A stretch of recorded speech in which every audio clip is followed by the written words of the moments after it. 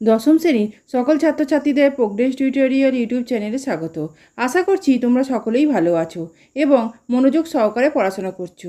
আজকে আমাদের আলোচনার বিষয় হলো দশম শ্রেণীর ইতিহাসের বিকল্প চিন্তা ও উদ্যোগ, বৈশিষ্ট্য ও পর্যালোচনা অধ্যায়ের বিবৃতিগুলির সঠিক ব্যাখ্যা নির্বাচন।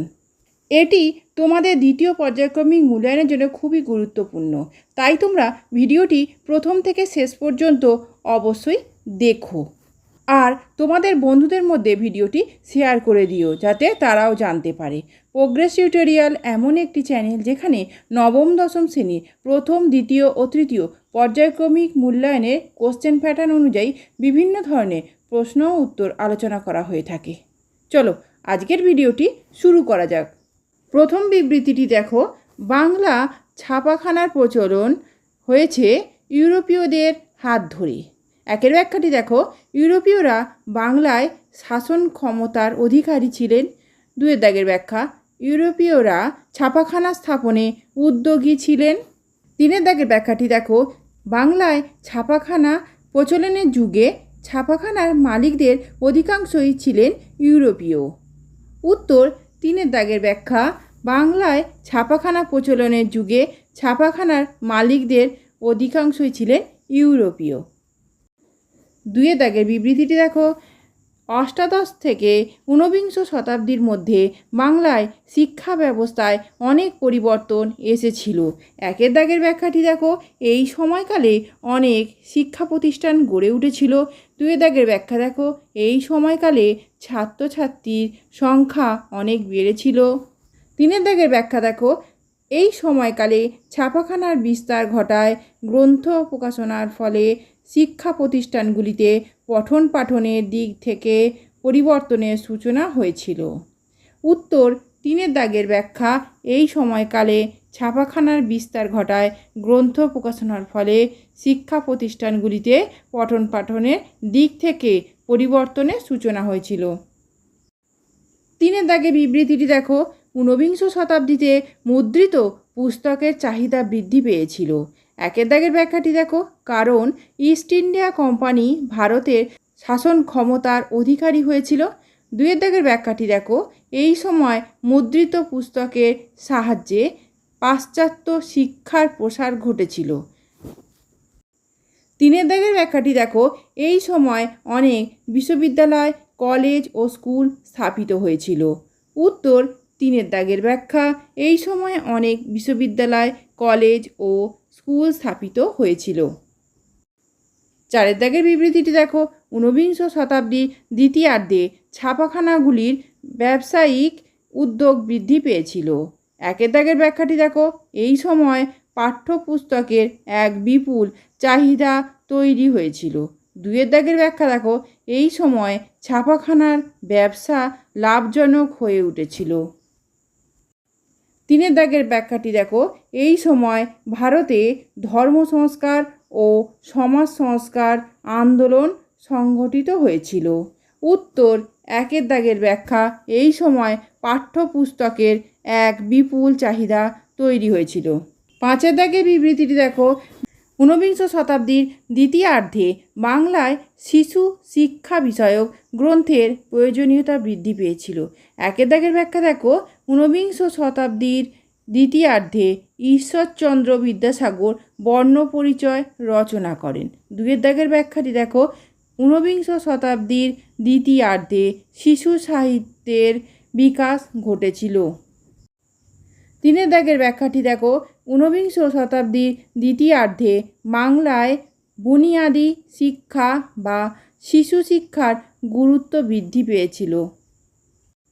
উত্তর তিনের দাগের ব্যাখ্যা, ঊনবিংশ শতাব্দীর দ্বিতীয়ার্ধে বাংলায় বুনিয়াদি শিক্ষা বা শিশু শিক্ষার গুরুত্ব বৃদ্ধি পেয়েছিল। এই ধরনের ভিডিওগুলি পেতে চ্যানেলটি অবশ্যই সাবস্ক্রাইব করে রেখো এবং বেল আইকন প্রেস করে অল নোটিফিকেশন অন করে রেখো। এছাড়া ভিডিওটিকে লাইক ও শেয়ার করো। ছয়ের দাগের বিবৃতিটি দেখো, বাংলায় ছাপাখানার বিকাশে উপেন্দ্র কিশোর রায়চৌধুরীর ভূমিকা বিশেষ উল্লেখযোগ্য। একের দাগের ব্যাখ্যা দেখো, তিনি প্রথম বাংলায় ছাপাখানা স্থাপন করেন। দুয়ের দাগের ব্যাখ্যা দেখো, তিনি প্রথম বাংলায় আধুনিক ছাপাখানা রঙিন ব্লক ও আধুনিক ব্লক তৈরি করেন। 3 দাগের ব্যাখ্যাটি দেখো, তিনি মুদ্রণ যন্ত্র তৈরির কারখানা স্থাপন করেন। উত্তর, 3 দাগের ব্যাখ্যা, তিনি মুদ্রণ যন্ত্র তৈরির কারখানা স্থাপন করেন। 7 দাগের বিবৃতিটি দেখো, বাংলা তথা ভারতের বিজ্ঞান চর্চার অগ্রদূত হল Indian association for the cultivation of science.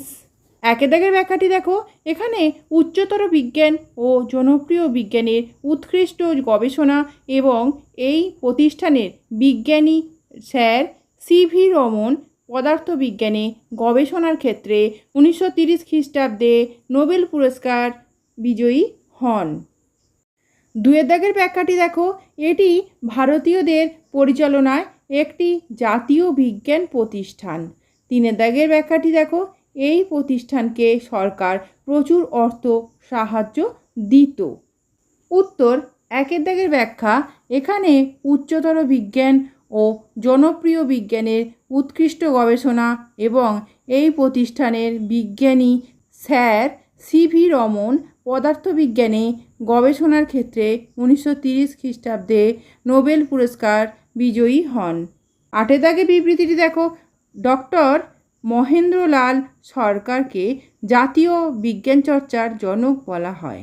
1 দাগের ব্যাখ্যাটি দেখো, তিনি প্রথম ভারতীয়দের পরিচালনায় উচ্চতর বিজ্ঞানের ও জনপ্রিয় বিজ্ঞানের উৎকৃষ্ট গবেষণার জন্য Indian association for the cultivation of science নামে একটি জাতীয় বিজ্ঞানের প্রতিষ্ঠান স্থাপন করেন।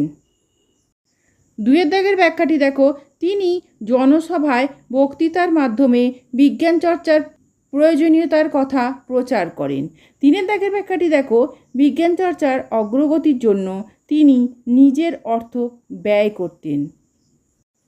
উত্তর, 1 দাগের ব্যাখ্যা, তিনি প্রথম ভারতীয়দের পরিচালনায় উচ্চতর বিজ্ঞানের ও জনপ্রিয় বিজ্ঞানের উৎকৃষ্ট গবেষণার জন্য Indian association for the cultivation of science নামে একটি জাতীয় বিজ্ঞানের প্রতিষ্ঠান স্থাপন করেন।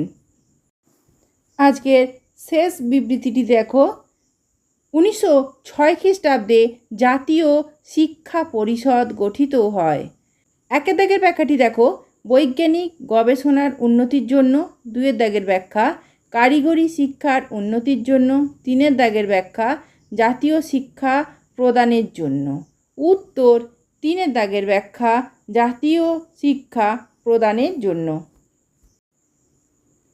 আজকের আলোচনা এই পর্যন্ত। আজকের ভিডিওতে যে বিবৃতিগুলির সঠিক ব্যাখ্যা নির্বাচন আলোচনা করলাম সেগুলি ভালো করে তৈরি করে নাও, যাতে তোমাদের পরীক্ষায় খুব সহজেই কমন পাও। আমি যে ক্লাসগুলো তোমাদের নিচ্ছি সেগুলো অবশ্যই ফলো করো। এছাড়া আমি তোমাদের জন্য আরও অনেক ক্লাস নিয়ে আসছি, ইতিহাস, ভূগোল এবং বাংলা, সেগুলোকেও ফলো করো। এই ভিডিওটি যদি ভালো লেগে থাকে তাহলে অবশ্যই লাইক, কমেন্ট, শেয়ার করো এবং চ্যানেলটিকে অবশ্যই সাবস্ক্রাইব করো। এছাড়া প্রোগ্রেস টিউটোরিয়াল ফেসবুক পেজটি লাইক ও ফলো করে রেখো, যার লিঙ্ক ডেসক্রিপশান বক্সে দেয়া আছে। আজকের ভিডিও এ পর্যন্ত। ধন্যবাদ।